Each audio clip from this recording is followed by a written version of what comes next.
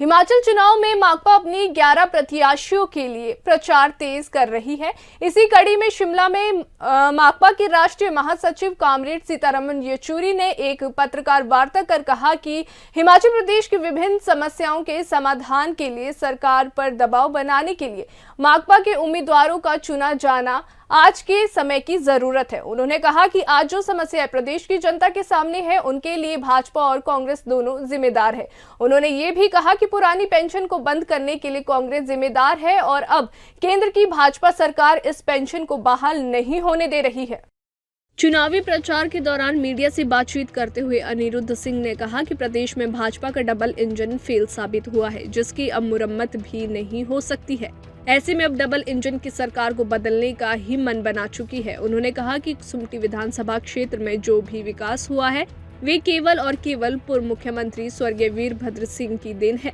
उन्होंने कहा कि चाहे चमियाना अस्पताल की बात हो या फिर पूर्व कांग्रेस सरकार में खुले 2 कॉलेज की बात हो, इसी तरह क्षेत्र में सड़कों की बात हो तो वे भी पूर्व कांग्रेस सरकार की ही देन है।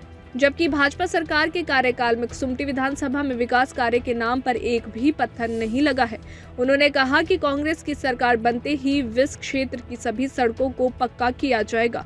अनिरुद्ध सिंह ने और क्या कुछ कहा, आइए सुनते हैं।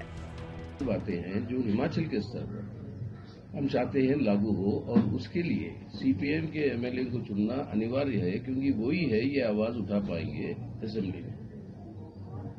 सवाल यहाँ पर लोग कहते हैं कि आप सिर्फ 11 कंटेस्ट कर रहे हो, 12 कंटेस्ट कर रहे हो, सरकार नहीं बना पाओगे।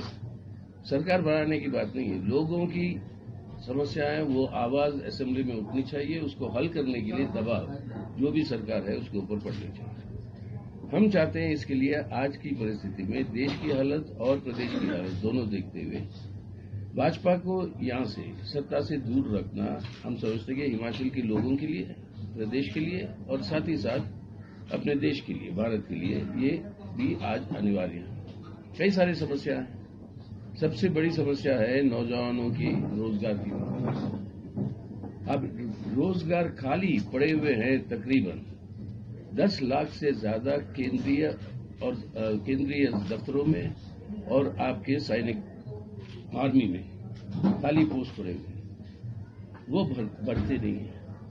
अब यहाँ पर चुनाव आने से पहले ये कह देते 10 लाख जो है नौकरियों को बढ़ाने की 1.5 साल में करेंगे, जबकि वादा था 2 करोड़ हर साल 2014 में।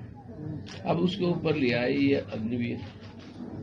हिमाचल का नौजवान बहुत बड़े तादाद पर हमारी देश की रक्षा करने के लिए अल्टीमेट त्याग देने के लिए वो हर समय तैयार रहा, दिया भी है और हमारे सेना को मजबूत किया।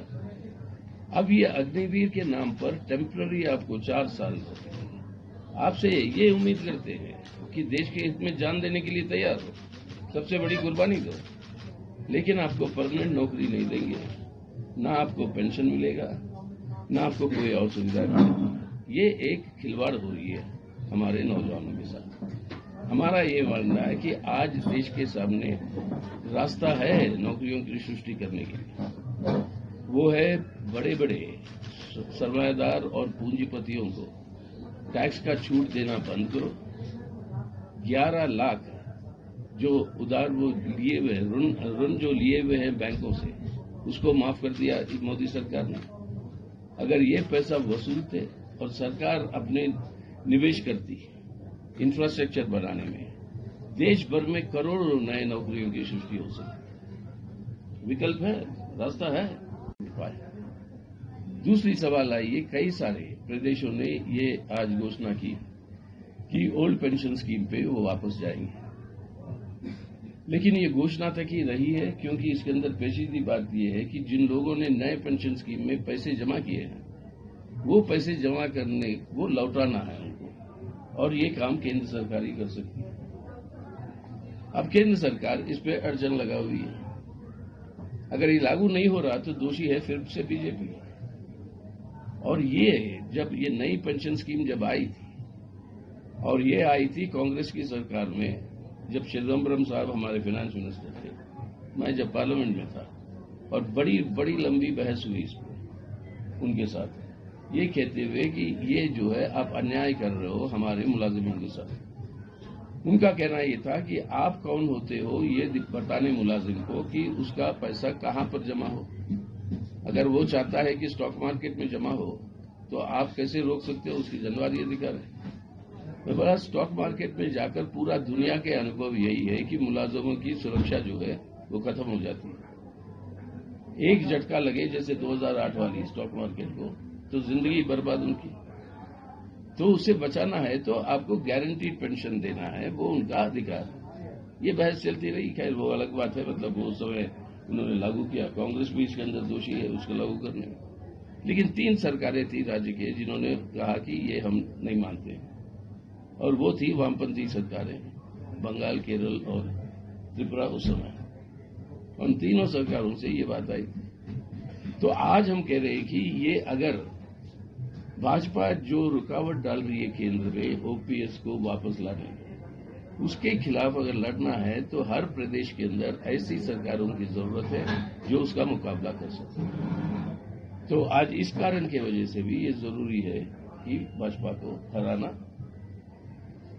जनता की आवाज पहुंचाए सीपीएम सीपीआई को जितवा के, और ये जरूरी है हिमाचल के लिए।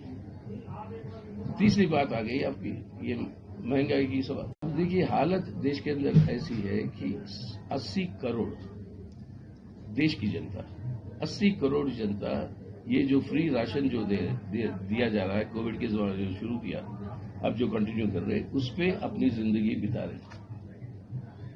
130 या 40 के करोड़ में से 80 करोड़, यानी अब समझ लीजिए भूख की हालत क्या है। उनको आप दोगे 5 किलो, या कुल मिला के वो फूड सिक्योरिटी एक्ट ये सब मिला के कुछ 20-25 किलो, लेकिन गैस सिलेंडर का दाम बढ़ा दोगे आप 1000 से ज्यादा। बाकी हर चीज के दाम जो है आपके बढ़ रहे हैं।